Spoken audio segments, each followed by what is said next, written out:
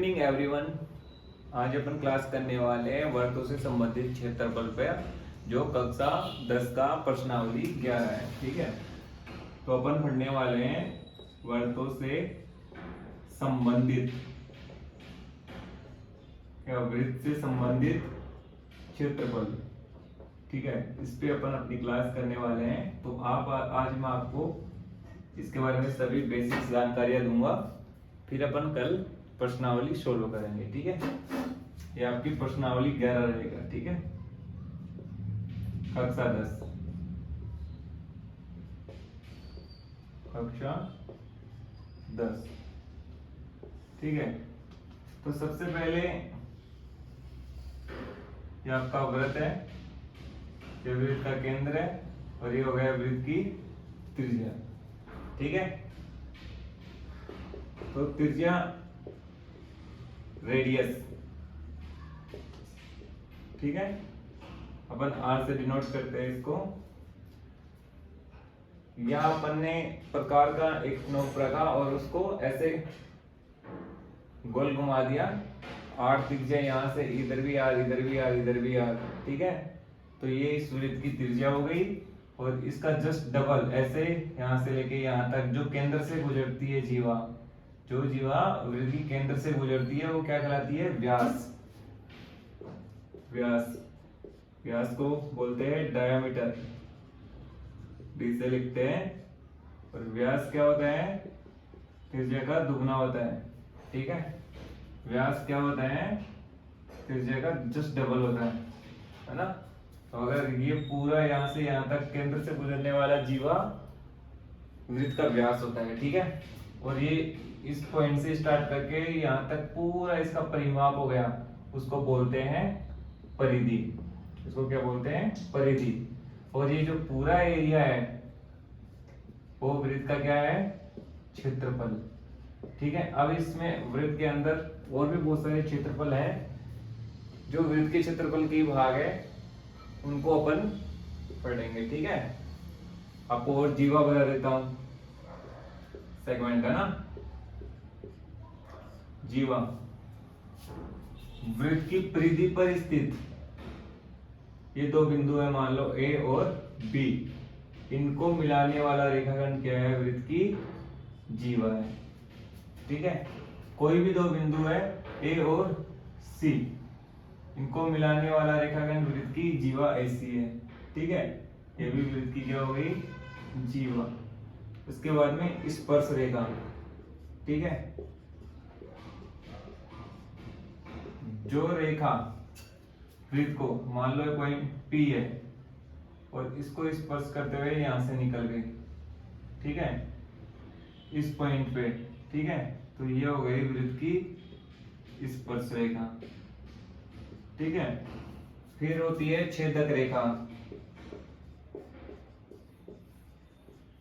छेदक रेखा क्या हो जाएगी?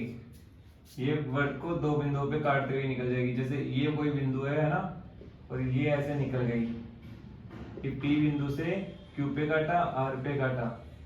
ठीक है, तो ये हो गई वृत्त की छेदक रेखा। ये कौन सी रेखा हो गई? छेदक रेखा। ठीक है, तो ये मोटा मोटा आपको सब पता चल गया है। ठीक है,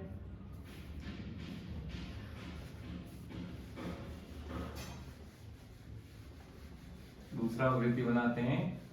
ये वृत्त तो ओवरलोड हो गया। ठीक है, तो ये अपन ने अब पढ़ेंगे अपन चाप और चाप की लंबाई। ठीक है,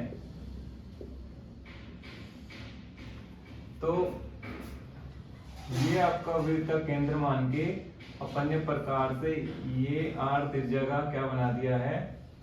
वृत्त बना दिया है। ठीक है, तो मान लो आप अपन ने प्रकार यहाँ रखा और यहाँ से यहाँ तक चलाया, यहाँ से ए बिंदु से बी बिंदु तक चलाया। ये वृत्त का केंद्र है O।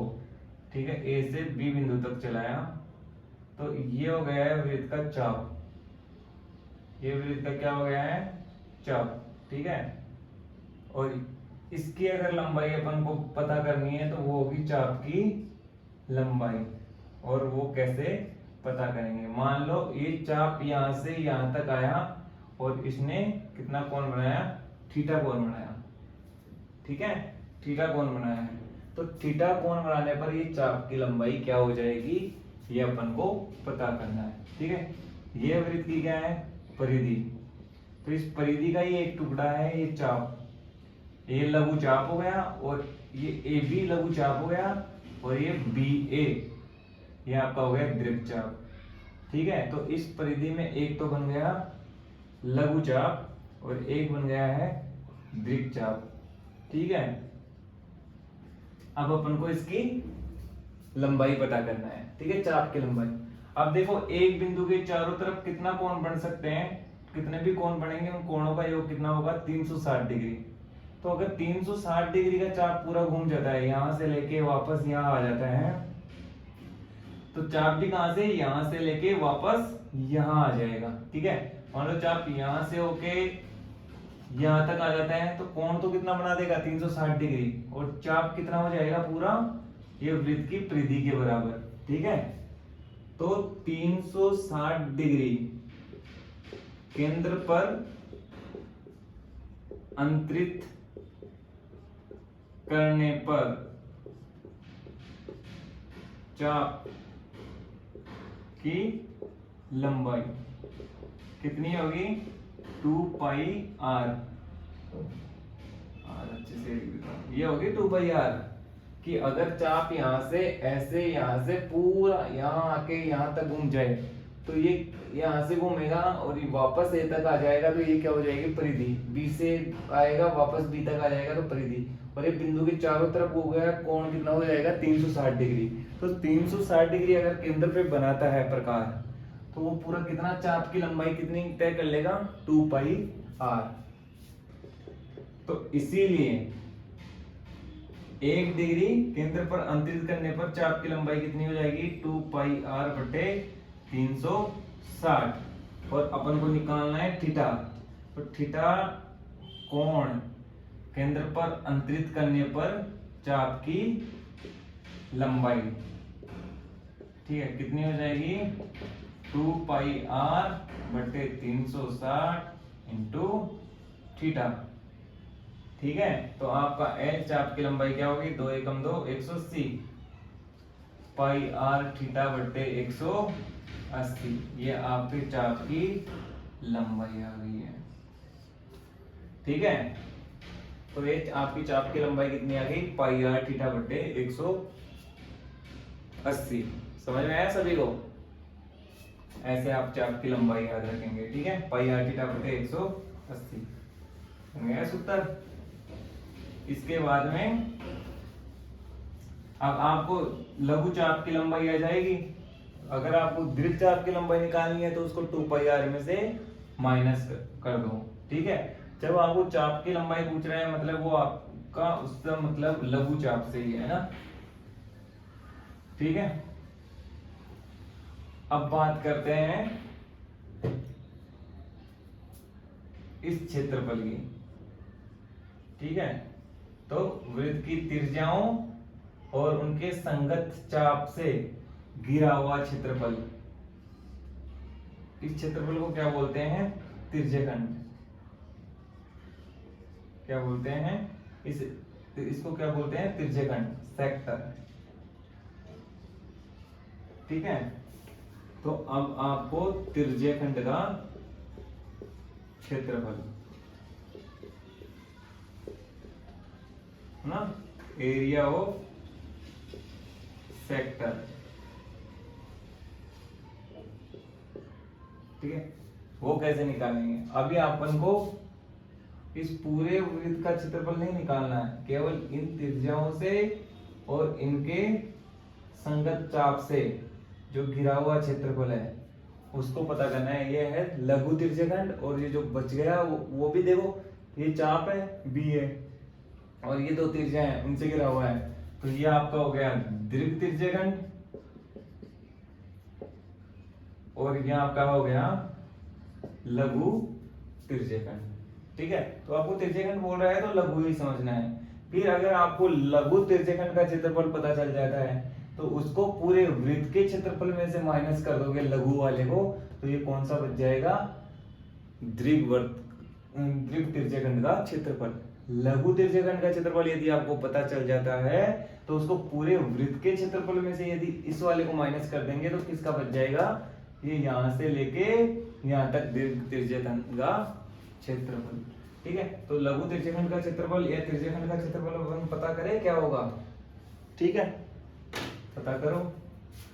देखो अगर केंद्र पर 360 डिग्री का कोण बनता है, यानी कि ये पूरा चाप काटते हैं 360 डिग्री का कोण बनता है, तो पूरे का क्षेत्रफल कितना हो जाता है, पाई आर स्क्वायर। लेकिन अपन को तो थीटा कोण अंतरित करने पर क्षेत्रफल अपन को पता करना है, तो यहां लिखो 360, क्योंकि सेम वैसे 360 डिग्री कोण पर, कोण केंद्र पर अंतरित होने पर क्षेत्रफल कितना होगा, पाई आर स्क्वायर। ठीक है, पाई आर स्क्वायर होगा। भाई यहाँ 360 डिग्री का अगर कोण बन जाए तो ये पूरा का पूरा क्षेत्रफल कितना हो जाएगा, पाई आर स्क्वायर। इसीलिए 1 डिग्री कोण अंतरित होने पर क्षेत्रफल क्या हो जाएगा, पाई आर स्क्वायर बटे 360। और इसीलिए अगर थीटा डिग्री कोण केंद्र पे अंतरित हो तो क्षेत्रफल हो जाएगा पाई आर स्क्वायर थीटा बटे 360। ये आपका लघु तिर्यकखंड का क्षेत्रफल क्या आ गया, पाई आर स्क्वायर थीटा बटे 360। बताओ समझ में आया सभी को। अगर आपको अब तिर्यकखंड का क्षेत्रफल, लघु तिर्यकखंड का क्षेत्रफल मिल गया है पाई आर स्क्वायर थीटा बटे 360, ठीक है, तो आप दीर्घ तिर्यकखंड का क्षेत्रफल कैसे निकालेंगे, पूरे वर्त में से ये लघु तिर्यकखंड का क्षेत्रफल माइनस कर देंगे तो दीर्घ तिर्यकखंड का क्षेत्रफल, ये पूरे वर्त में से लघु तिर्यकखंड का क्षेत्रफल माइनस कर देंगे तो किसका बच जाएगा, दीर्घ तिर्यकखंड का क्षेत्रफल। ठीक है, तो ये चाप की लंबाई भी हो गई और तिर्यकखंड का क्षेत्रफल भी हो गया। ठीक है,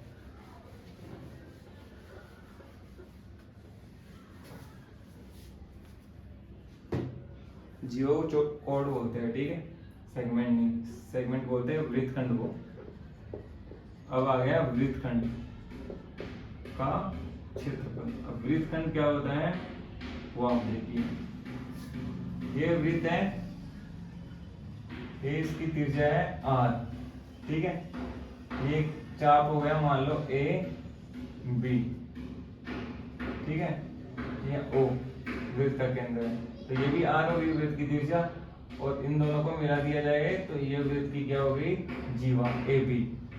ठीक है, अगर ये पूरा क्षेत्रफल की बात करें, ये ओ ए और ओ बी और ए बी चाप, इसके द्वारा ये पूरा क्षेत्रफल है वो क्या हो जाएगा, त्रिज्यखंड। ये पूरा क्षेत्रफल क्या हो जाएगा, त्रिज्यखंड का क्षेत्रफल। लेकिन ये वाला जीवा और वृत्त के बीच में जो भाग है, जीवा और जो वृत्त के बीच में, ये वृत्त की जीवा है ए बी और ये वृत्त का क्या है, चाप ए बी, इनके बीच का भाग है, तो ये त्रिभुजाकार बच जाएगा। इसको क्या बोलते हैं, वृत्तखंड। और ये कौन सा वृत्तखंड आ जाएगा, लघु वाला। ठीक है, लघु वृत्तखंड है। तो दूसरा वृत्तखंड कौन सा होगा, ये वाला ए बी के इधर वाला वृत्त का जो भाग है, ये पूरा क्या हो गया आपका, दीर्घ वृत्तखंड हो गया। ठीक है, और ये इस जीवा से इधर वाला और ये वृत्त की चाप के बीच वाला जो भाग है ये हो गया लघु वृत्तखंड, और ये पूरा आपका हो गया दीर्घ वृत्तखंड। तो अगर आपको लघु वृत्तखंड का पता चल जाता है क्षेत्रफल, तो दीर्घ वृत्तखंड का कैसे निकालोगे, सेम वही पाई आर स्क्वायर पूरे में से लघु वृत्तखंड का माइनस कर दोगे तो आपके पास कितना आ जाएगा, दीर्घ वृत्तखंड का क्षेत्रफल।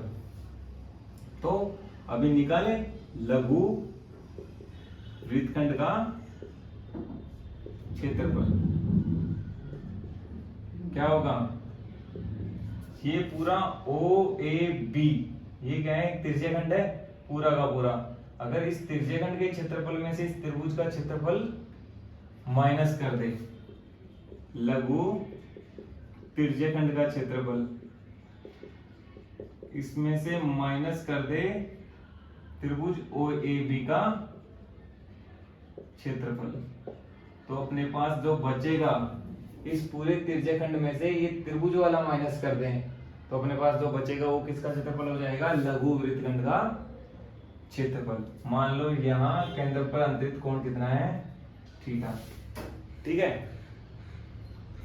तो लघु त्रिज्यखंड का क्षेत्रफल तो अपन को पता है क्या होता है, पाई आर स्क्वायर थीटा बटे 360। अभी पता किया था ना अपन ने कि अगर 360 डिग्री कोण अंतरित होता है तो क्षेत्रफल होता है पाई आर स्क्वायर। तो एक होगा तो पाई आर स्क्वायर बटे 360 और थीटा होगा तो पाई आर स्क्वायर थीटा बटे 360 त्रिज्यखंड का क्षेत्रफल हो जाएगा। माइनस अब इस त्रिभुज ओ ए बी का क्षेत्रफल क्या होगा? देखो ओ ए बी, ठीक है, तो यहां से अपन इसमें अगर वो डाल दे, एक लंब डाल दे, तो ये हो गया लंब। ठीक है, ठीक है, ये ऊंचाई मान लेते हैं इस त्रिभुज की और ये मान लेते हैं आधार।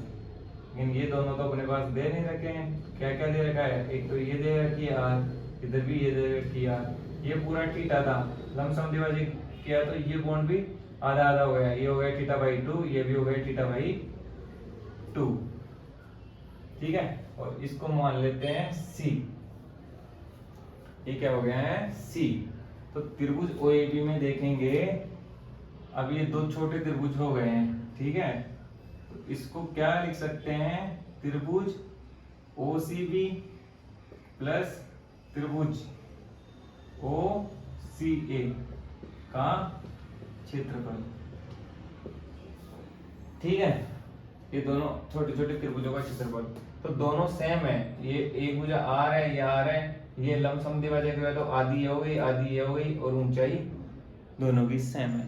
तो सेम है, एक का निकाल लो, दो से गुणा कर दो। ठीक है, तो पाई आर स्क्वायर थीटा बटे 360, तो दो से गुणा कर देंगे, एक का निकाल लेते हैं। 1/2 और आधार इंटू ऊंचाई। अब आधार और ऊंचाई यहां से देख लेंगे। देखो ये त्रिभुज है ऐसे, ठीक है, ऐसे त्रिभुज है। ये आर है, ये आर है, ये ओ है, ये ए है और ये बी है। ये लमसम विभाजित किया तो ये सी है। 90 डिग्री का कोण हो गया। ये थीटा बाई 2 है और ये थीटा बाई 2 है। देखो त्रिकोणोमेट्री आपको पढ़ाई जाएगी, त्रिकोणमिति, उससे देखो। अभी मैं बता देता हूँ थोड़ा क्या होता है साइन। साइन क्या होता है? लंब बटे कर्ण। कोस क्या होता है? आधार बटे कर्ण समकोण त्रिभुज में। और टेन क्या होता है? लंब बटे आधार। ठीक है, तो अगर इसमें अपन ये आपका ले लेते हैं, ये आपका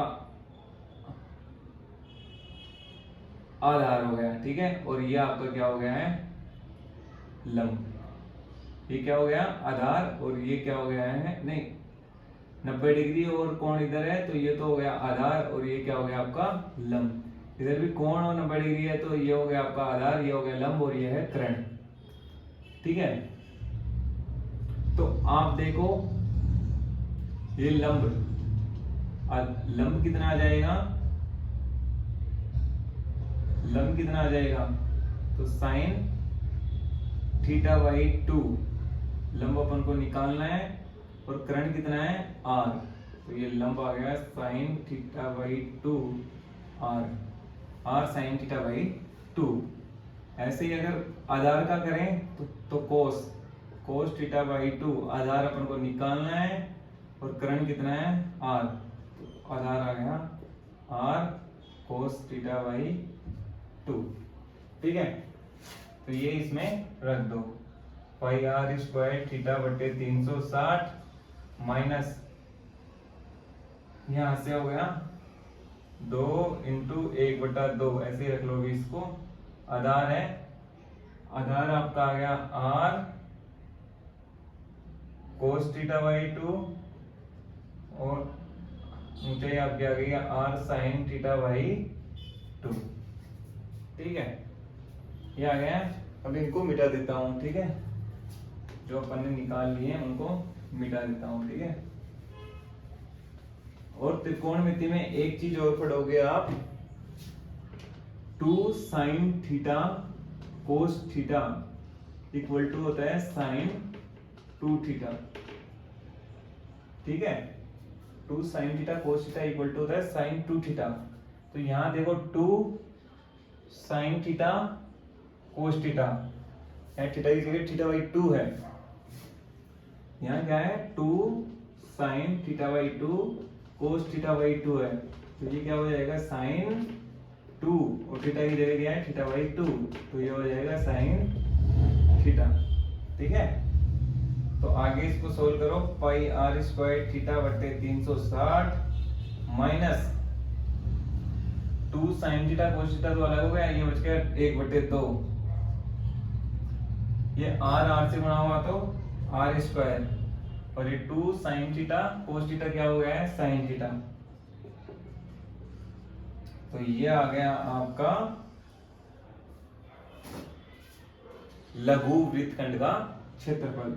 पाई आर स्क्वायर थीटा बटे 360 माइनस आर स्क्वायर बटे 2 साइन थीटा, ये आपका लघु वृत्तखंड का क्षेत्रफल होगा। ठीक है, ये आपका क्या हो जाएगा लघु वृत्तखंड का क्षेत्रफल। बाकी अगर आपको ये त्रिकोणमिति वगैरह अभी इतना याद नहीं रखनी है, ठीक है, अभी इतना याद नहीं रखनी है, तो लघु वृत्तखंड का क्षेत्रफल क्या होगा पाई आर स्क्वायर थीटा बटे 360 माइनस आर स्क्वायर बटे 2 साइन थीटा। थीटा का मान आपको बता के रखेगा, त्रिज्या आपको दे के रखेगा, लघु वृत्तखंड का क्षेत्रफल आप निकाल लोगे। और अगर आपको फिर निकालना है दीर्घ वृत्तखंड का क्षेत्रफल, तो वो क्या हो जाएगा आपको वो आकृति देखकर पता चलना चाहिए कौन सा वृत्तखंड है, कौन सा त्रिज्यखंड है और कौन सा चाप की लंबाई है। पाई आर स्क्वायर पूरे में से निकाल दो लघु वृत्तखंड का क्षेत्रफल, तो ये हो जाएगा आपका दीर्घ त्रिज्यखंड का दीर्घ वृत्तखंड का क्षेत्रफल। ठीक है, और अब इस पे जो भी जितने भी क्वेश्चन होंगे वो अपन आने वाली क्लास में करेंगे, और प्रश्नावली के जितने भी क्वेश्चन है वो सोल्व करेंगे। ठीक है, अपने सभी क्लासमेट्स को बोलिए चैनल को सब्सक्राइब कीजिए और बेल आइकन को प्रेस करके नोटिफिकेशन को ऑन कीजिए, सो दैट जैसे ही नया क्लास अपलोड हो आपको उसकी जानकारी मिल जाए। ठीक है।